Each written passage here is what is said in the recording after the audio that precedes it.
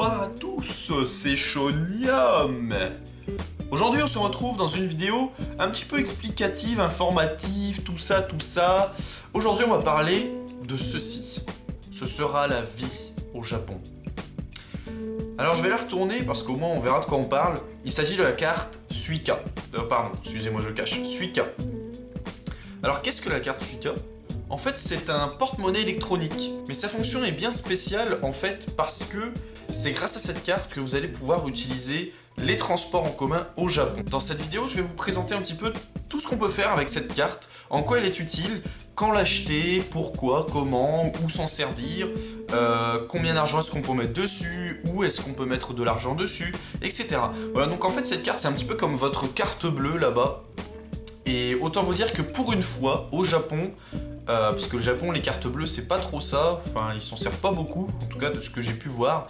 En tout cas celle-ci, ce qui fera office de carte bleue là-bas, on va dire ça comme ça, on s'en sert vachement beaucoup, surtout si vous allez sur Tokyo, et peut-être Osaka aussi, mais ça on y reviendra après. Donc je vais procéder aux explications, allez suivez-moi, c'est parti. Vous pourrez trouver la carte Suica dans la plupart des gares, mais aussi dans les aéroports. Cette carte se recharge à hauteur de 20 000 yens. C'est le maximum. Comme je l'ai énoncé précédemment, cette carte est un porte-monnaie électronique, ce qui veut dire que vous pourrez l'utiliser un petit peu n'importe où, dans les magasins, dans les épiceries, etc. Mais le plus important, et ça, c'est pour les feignants, on peut les utiliser dans les distributeurs automatiques, comme ceci.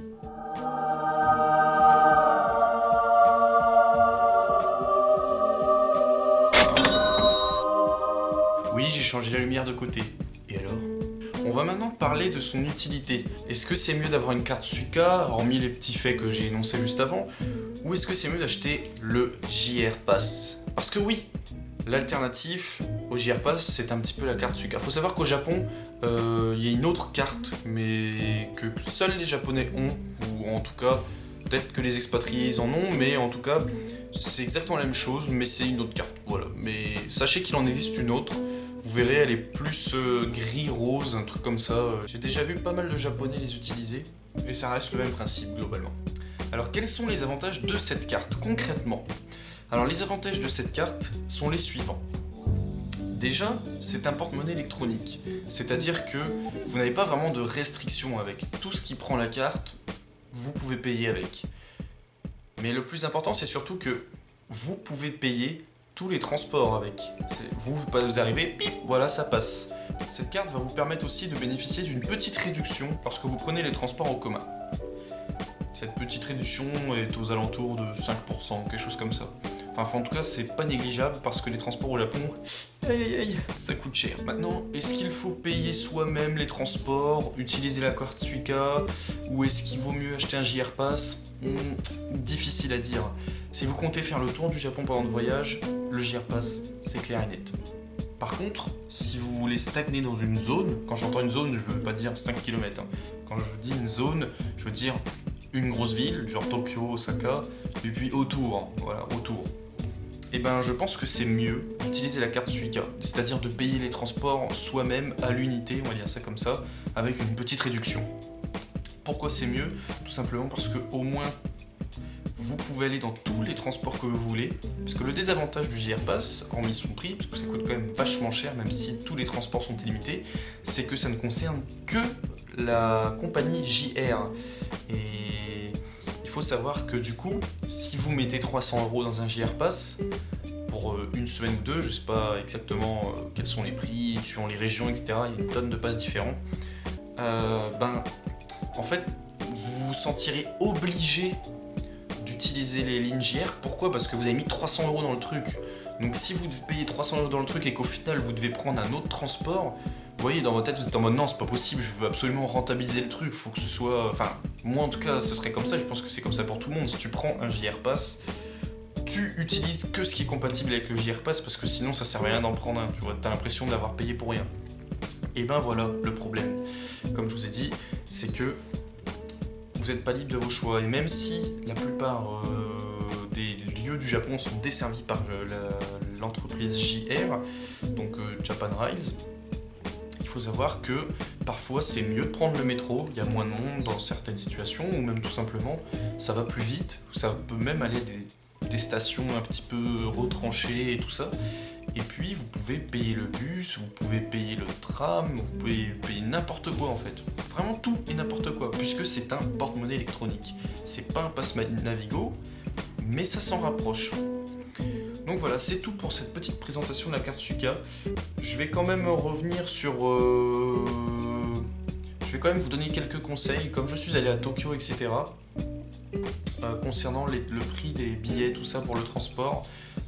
Faut savoir que du coup j'ai utilisé cette carte, je n'ai pas pris le pass. Je suis parti du coup 16 jours à Tokyo et aux alentours, voilà comme je disais.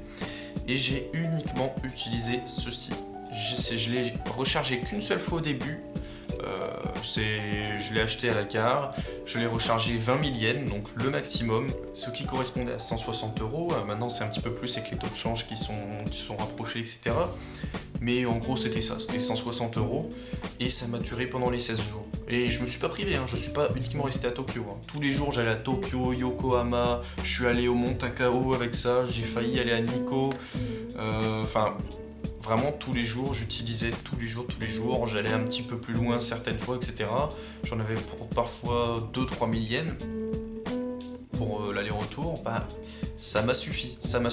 Et donc mon conseil c'est tout simplement que si vous allez sur Tokyo et ses alentours, ne prenez pas le JR Pass. Le JR Pass c'est vraiment intéressant si vous ne voulez pas camper dans une zone, si vous voulez pas stagner dans une zone précise du Japon, c'est inutile de prendre le JR Pass. Si vous allez au Japon 2 semaines et que vous faites Tokyo, Osaka, Fukuoka, tout ce que vous voulez, enfin voilà, vous êtes chaud quoi, vous allez à droite, gauche, tac, tac, tac, là vaut peut-être mieux prendre le JR Pass, je pense effectivement. Parce que là, je sais plus combien ça coûte, mais il me semble qu'un aller-retour en train Kyoto-Tokyo ou Osaka-Kyoto, je sais plus l'un des deux, ça coûte vachement cher, il me semble que c'est aux alentours de 100 €, et ça se trouve c'est beaucoup plus, c'est peut-être un peu moins, je sais plus. Mais corrigez-moi si je me trompe, mais en tout cas c'est vachement cher, donc ça sera très vite rentabilisé si jamais vous prenez beaucoup le train. Mais quand je parle du train, je parle vraiment du train-train, pas du train qui va à 20 km quoi. En tout cas voilà, c'est tout pour cette vidéo. J'espère que cette petite découverte vous aura été utile. J'espère que mes explications ont été claires.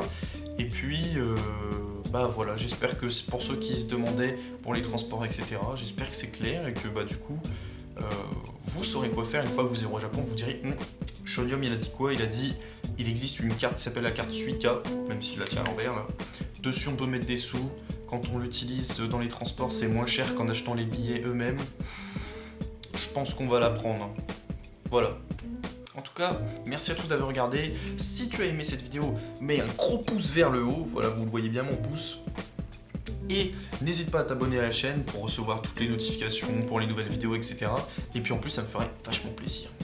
Allez, salut tout le monde.